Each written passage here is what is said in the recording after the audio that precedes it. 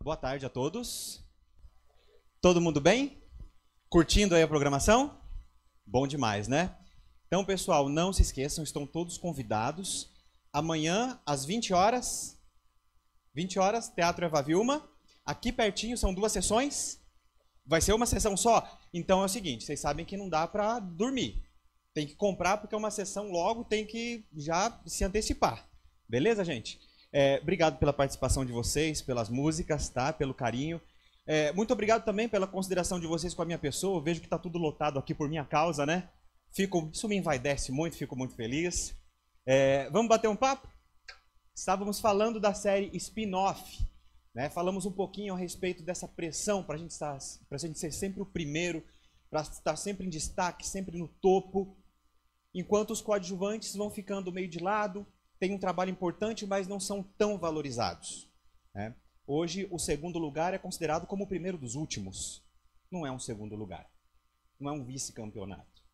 Não é alguém que chegou muito perto do pódio. Não, é o primeiro dos últimos.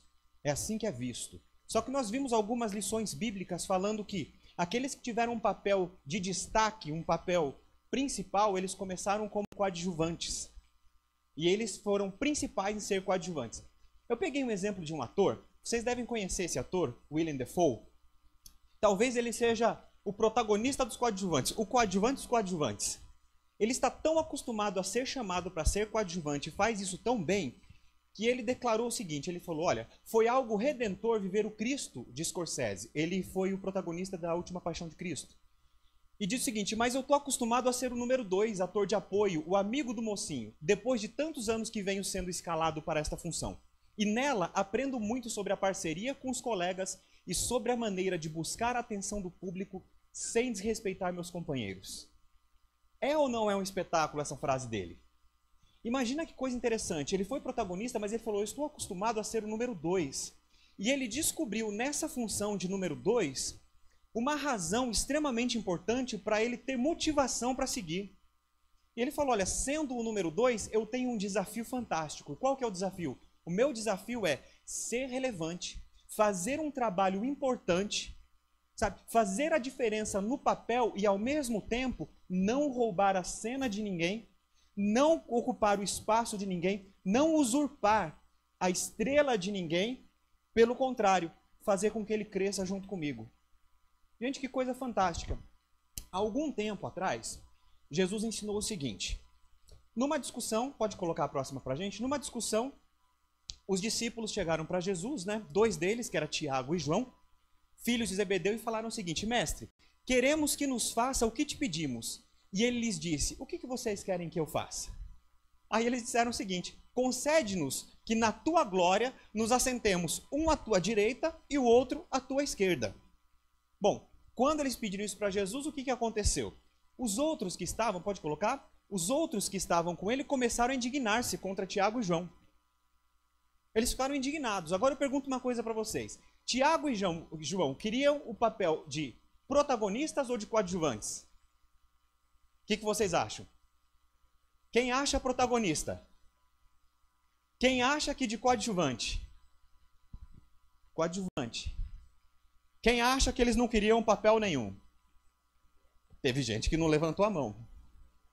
Quem acha que eles queriam? Não, eu queria ser só o figurante. De jeito nenhum, né?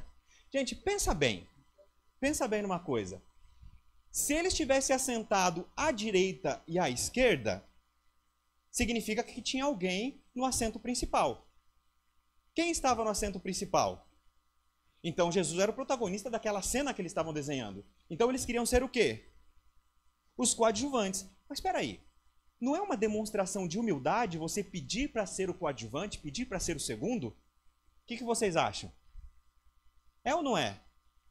Bom, se fosse, os discípulos, os demais, os 10, não teriam ficado indignados, certo? Teriam olhado e admirado. Nossa, quanta humildade. Eles nem estão pedindo para sentar no lugar principal, estão querendo só ficar à direita e à esquerda. No cantinho eles não queriam, né? À direita e à esquerda. Gente, olha só. Pode colocar a próxima tela. Aí Jesus, pode pôr? Respondeu o que para eles? Diz o seguinte, antes, qualquer que entre vós quiser ser grande, será vosso serviçal. E qualquer que dentre vós quiser ser o primeiro será o servo de todos, porque o Filho do Homem também não veio para ser servido, mas para servir, e dar a sua vida em resgate de muitos. Gente, agora anote isso aqui no seu guia de mensagem. O problema não está no papel, mas no seu desempenho e objetivo. Aquele pedido que eles estavam fazendo para ser coadjuvantes, na verdade não era uma demonstração de humildade. Porque eles poderiam ser coadjuvantes de Jesus, só que em relação aos demais, aos seus pares, eles queriam uma posição de destaque, certo ou errado? Eles queriam isso. Então eles estavam pedindo para ser coadjuvantes. Nossa, mas ser coadjuvante é uma coisa tão humilde. Não. A partir do momento que eu peço para ser coadjuvante, porque isso vai me dar um destaque em relação aos meus pares, aos meus iguais, então a humildade foi por água abaixo. Então eles queriam ficar à direita e à esquerda, por mais que eles não fossem louvados como Jesus, que estaria no centro daquela cena, eles também seriam servidos de forma secundária, mas seriam servidos por aqueles que eram iguais a ele. Então, esse pedido para ser coadjuvante não foi nem um pouco uma demonstração de humildade, muito pelo contrário. Por isso que os 10 ficaram indignados. Então, o grande problema não está, então, no papel, se você é principal ou se você é coadjuvante, mas na forma como você desempenha no objetivo. Então, se você pede um papel, seja qual for, mas você busca se sobressair e ficar acima dos teus irmãos, acima das pessoas que trabalham com você, não adianta ser protagonista ou principal, porque o problema está em você e não no papel. Se o seu desempenho, se o seu objetivo for para que você consiga vanglória, uma exaltação própria, então você pode desempenhar o papel que for, porque o problema não está no papel, o problema está em você. Isso é um problema sério. Coloca para a gente o próximo. Bom, aí Jesus, um pouquinho depois, falando a respeito dos fariseus, ele disse o seguinte: e fazem todas as obras a fim de serem vistos pelos homens, pois trazem largos filactérios e alargam as franjas das suas vestes, e amam os primeiros lugares nas ceias e as primeiras cadeiras nas sinagogas, e as saudações na praça, e os serem chamados pelos homens de rabi, rabi, mestre, significa mestre. Bom, o maior dentre vós, Jesus repete a lição, o maior dentre vós será vosso servo. Então, quando você desempenha um papel, seja qual for, se você não tiver em mente que você precisa fazer uma diferença e não conseguir uma vanglória, uma exaltação própria, não importa o papel, você não vai ter um sucesso, uma satisfação pessoal em realizar. Pode colocar o próximo. Você preenche então agora no seu guia de mensagem que a grandeza não está no papel, mas no ator. É o ator que faz a diferença. É o personagem que faz toda a diferença. Não é o papel que ele desempenha. Você pode ser um ator secundário, você pode ser um coadjuvante, e você roubar a cena porque você está desempenhando aquilo muito bem, e não para exaltação própria. Tem um exemplo na Bíblia que eu achei fantástico, e se aplica muito bem hoje. Pode colocar para a gente ali. Bom, então veio Jesus da Galiléia ter com João Batista, junto do Rio Jordão, para ser batizado por ele. Mas João opunha-se-lhe, dizendo: eu careço de ser batizado por ti, e vens tu a mim? Jesus, porém, respondendo, disse-lhe: deixa por agora, porque assim nos convém cumprir toda a justiça. Então ele o permitiu, e sendo Jesus batizado, saiu logo da água. E eis que se lhe abriram os céus, e viu o Espírito de Deus descendo como pomba e vindo sobre ele. E eis que uma voz dos céus dizia: este é o meu filho amado em quem me comprazo. Gente, para um pouquinho nessa cena aqui. Imagina, nos dias de hoje, com alguns evangelistas modernos que nós temos, uma cena dessa de Jesus chegando e pedindo para ser batizado por aquela pessoa. Imagina como essa história seria contada por alguns evangelistas de hoje. O que vocês acham? Poxa, fala para mim alguém que tenha tido o privilégio de batizar Jesus. Fala sério que não é uma história para dar destaque para qualquer pessoa.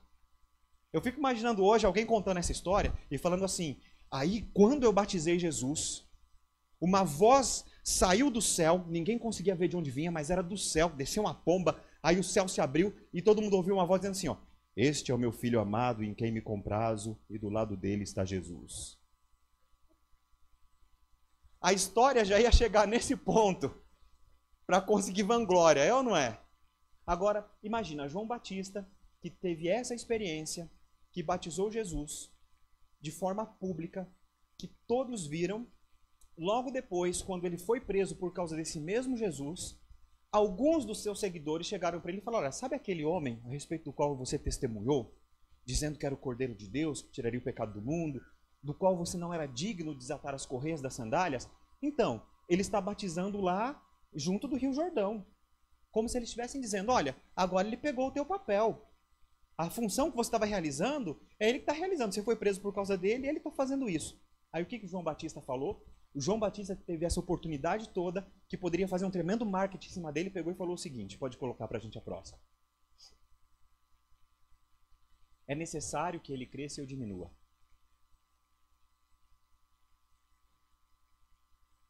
É necessário que ele cresça e eu diminua. Então, não importa o veneno que tentaram lançar, dizendo: olha, aquele que você falou agora está fazendo isso, você está preso aqui por causa dele.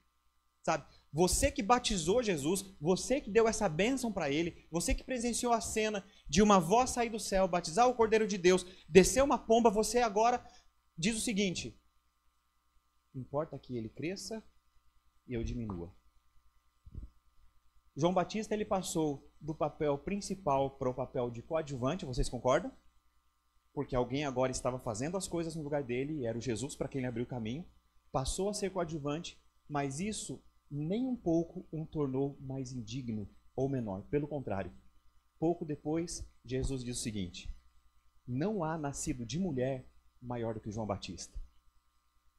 Talvez, sob a ótica do mundo, ele tenha recebido um rebaixamento. Ele era um principal, ele era quem pregava o evangelho, é quem pregava a conversão do caminho, é quem batizava as pessoas iam até ele para ser batizadas.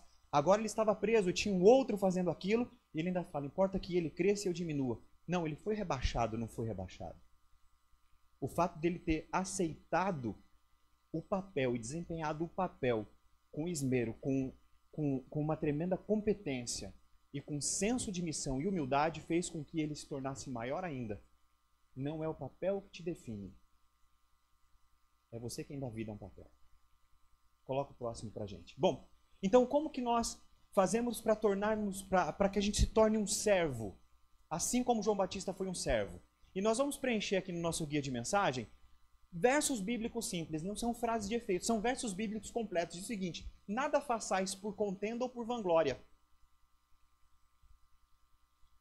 O que isso quer dizer? No primeiro momento é o seguinte: vou fazer para esfregar na cara.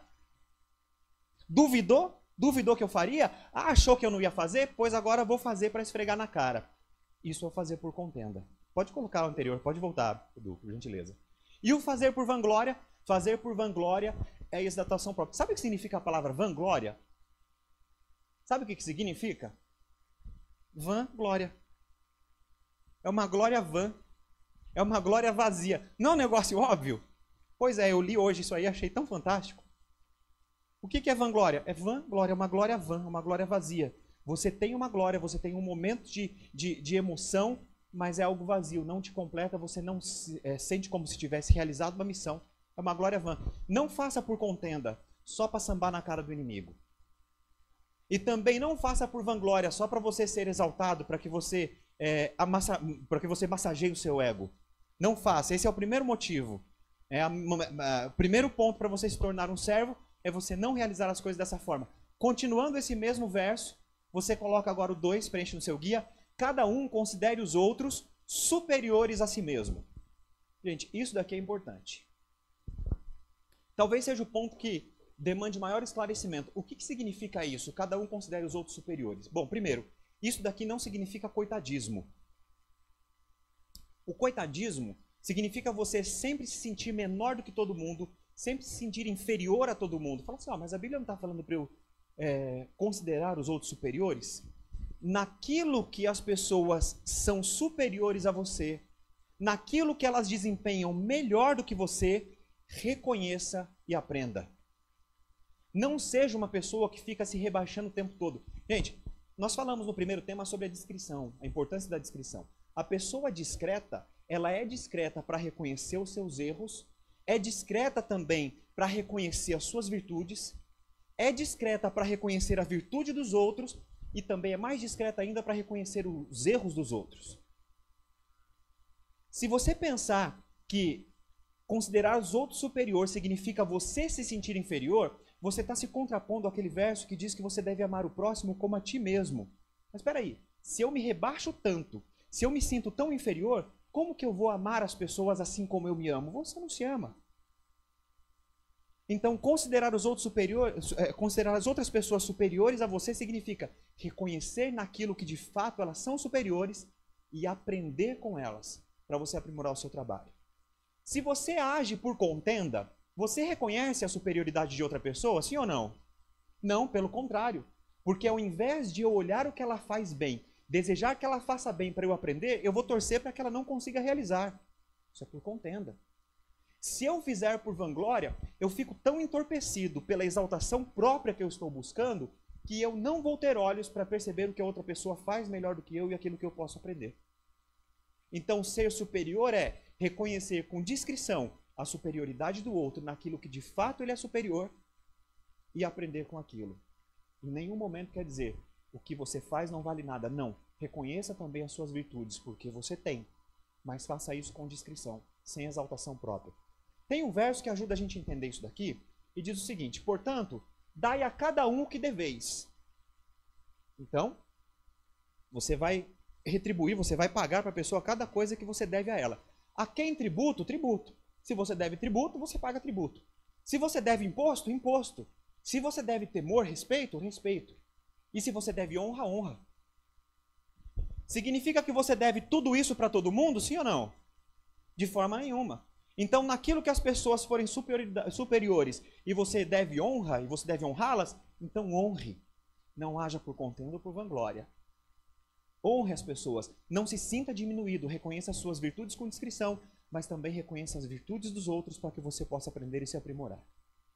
Isso afasta a contenda, isso afasta a vanglória. Próximo ponto, você preenche agora o 3.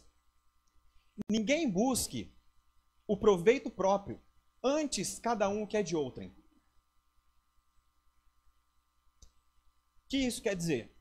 Algumas pessoas agem sem pensar nas consequências e no benefício geral, na coletividade. Importa o que eu penso, importa o que eu realize.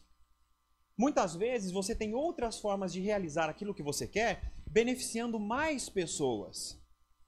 Então esse apelo aqui é uma ponderação para que você não pense só em si mesmo, mas para que você pense no bem coletivo. Como que eu posso fazer para atingir mais pessoas com algum tipo de benefício ou com a postura, a atitude que eu estou tomando, com o papel que eu estou desempenhando? Algumas pessoas têm como seu móvel, a sua motivação, as atividades, a realização de coisas. Outras pessoas têm como a sua atividade os relacionamentos.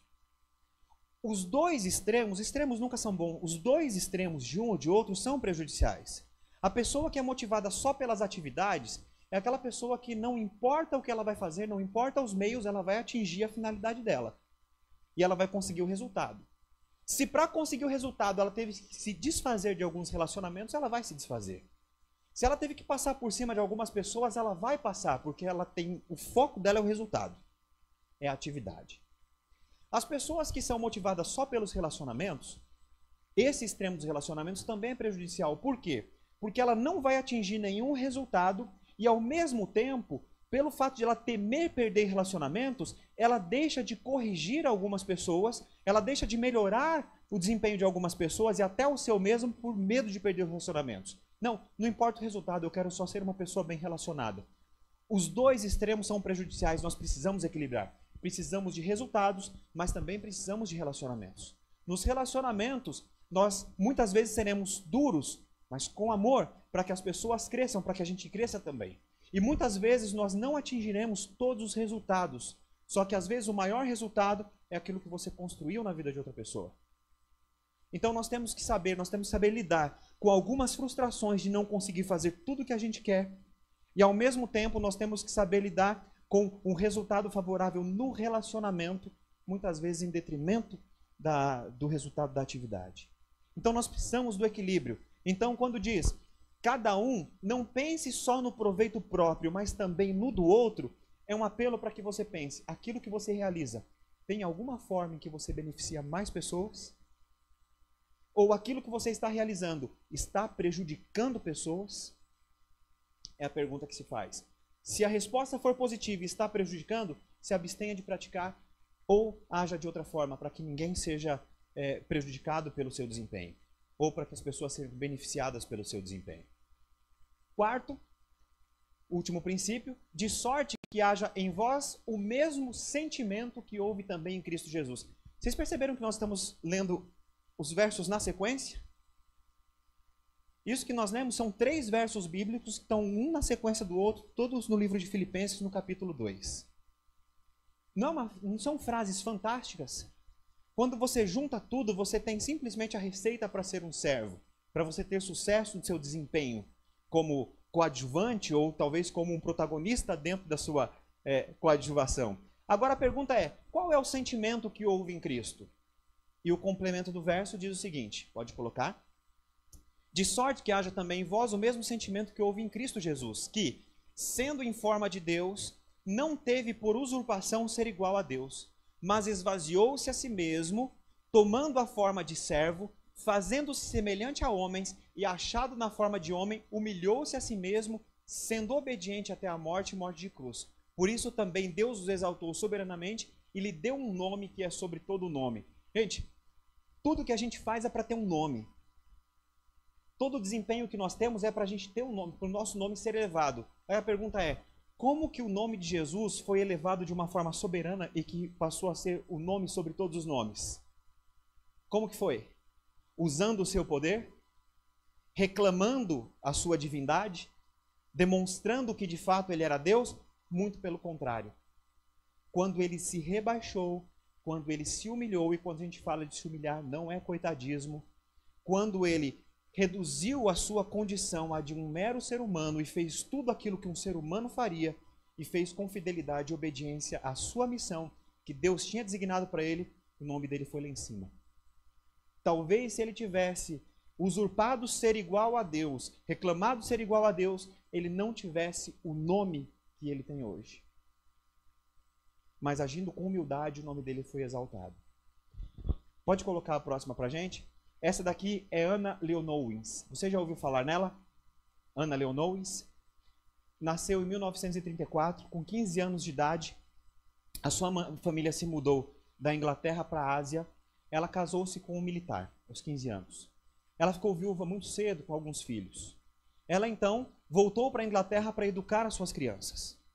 E depois que ela voltou para a Inglaterra, ela recebeu uma proposta, na verdade ela teve acesso à informação de que na República do Sião, que é a atual Tailândia, a corte real precisava de alguém para ensinar, para educar as crianças da corte. Ela se candidatou no seu diário, ela escreveu o que sentiu como se fosse o desafio da rainha Esther. E ela foi para a corte do rei Ramá IV. Bom, chegando lá, sabendo que ela era cristã, o rei proibiu que ela tentasse evangelizar as crianças, converter as crianças ao cristianismo, e também proibiu que ela fizesse qualquer crítica aos costumes da Tailândia. Ela aceitou, porque afinal de contas ela estava submetendo a uma profissão, a um encargo. Só que o rei não falou absolutamente nada a respeito do método que ela usaria para ensinar inglês para as crianças. E ela começou a usar as lições bíblicas, as histórias bíblicas para ensinar inglês. Quando o filho do rei Ramá, Chulalongkorn, ele subiu ao posto, ele chegou à condição de rei, ele assumiu o trono. Uma das primeiras coisas que ele fez foi abolir a escravatura naquele país e determinar que os seus servos, que os seus súditos, não precisariam mais se ajoelhar perante ele e muito menos engatinhar quando ele passasse, porque era um costume, era um reconhecimento. Essa foi a primeira atitude que ele tomou. Depois de muitos anos, quando o rei Chulalongkorn encontrou com Anna Leonowens em Nova York, ele declarou para ela que os princípios que ela havia ensinado quando ele era menino fizeram com que ele tivesse um reinado justo por causa das lições da justiça. Anna Leonowens, talvez hoje ela ficasse surpresa com o que aconteceu depois com o nome dela, porque, muito embora não seja muito conhecida, pode colocar a próxima, o musical sucesso na Broadway chamado O Rei e Eu é baseado na vida de Anna Leonowens. Baseado na vida dela. Ela não soube disso. Mas eu entendo que ela também não estava preocupada em saber disso. porque ela fazia aquilo que ela entendia que era o correto. E as pessoas que têm uma missão, elas são fiéis à sua missão, não importa o resultado e não importa o grau de prestígio, de popularidade que ela vai atingir. Talvez um dia ela saiba o que aconteceu. Talvez na volta de Jesus ela tenha conhecimento dos efeitos da vida dela, dos efeitos dos ensinamentos dela na República do Sião. Foi por ela que a escravatura foi abolida. Por quê? Por causa de uma fidelidade a uma missão, por causa da fidelidade aos princípios. Só que é fiel aos princípios não se importa com o resultado em relação ao seu nome, mas simplesmente com os efeitos daquilo que a sua fidelidade traz em benefício de outras pessoas. Ela teve o seu nome, então, elevado a um musical na Broadway. E existe uma promessa também para nós que hoje conseguimos seguir exemplos assim e também agir com fidelidade aos nossos princípios, ser servos fiéis e servos humildes. E a promessa é essa daqui. Por quê?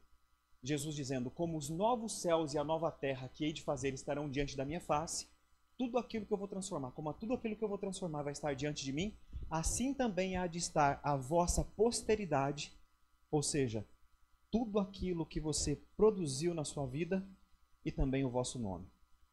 O resultado de ser um servo fiel, de ser um servo humilde e desempenhar o papel com muita fidelidade, não importa se protagonista, não importa se coadjuvante, mas com fidelidade e com humildade, é você ter o seu nome e a sua posteridade diante de Deus eternamente. Que Deus te abençoe de uma forma muito especial. Que essas lições que nós aprendemos aqui da Bíblia possam mudar o nosso comportamento, seja no trabalho, seja na faculdade, seja no relacionamento familiar. Que a gente saiba que não importa o papel, o que nós temos que fazer é agir sempre com humildade e sempre tendo em nós o mesmo sentimento de Cristo. Que Deus nos abençoe. Podemos orar juntos? Querido Deus, nós te agradecemos porque mais um dia nós nos reunimos aqui como irmãos, como amigos, tendo o Senhor como nosso Pai, para aprender um pouco mais da Tua Palavra também. Te agradecemos por tantos ensinamentos e pedimos que o Teu Santo Espírito nos acompanhe nessa semana, para que essas palavras que foram lidas aqui do Teu livro sagrado possam ficar na nossa mente e nos ajudando a converter essas lições teóricas em prática na nossa vida. Que a gente desenvolva cada dia mais o sentimento de Jesus e que nas nossas atitudes nós possamos mostrar Jesus a cada pessoa que tenha contato conosco. Nos ajude para que a gente reconheça também as nossas virtudes, para que a gente se alegre com isso e nos ajude também para que a gente consiga corrigir os nossos defeitos. Pedimos que o Senhor nos dê consciência deles e coragem para enfrentá-los também. Abençoe cada um aqui, abençoe a programação que será feita amanhã no Teatro Eva Vilma, abençoe o Grupo Nova Voz de uma forma muito especial, para que as músicas que eles cantarem cheguem no coração de todas as pessoas e elas saiam muito felizes, muito contentes e motivadas a ter um contato mais próximo contigo. Pedimos essas bênçãos e agradecemos em nome de Jesus. Amém. Mais uma vez, obrigado pelo carinho de todos. Próximo sábado, às 16 horas, estaremos juntos mais uma vez. Terminando a música aqui, podemos subir para a nossa confraternização. Boa semana a todos.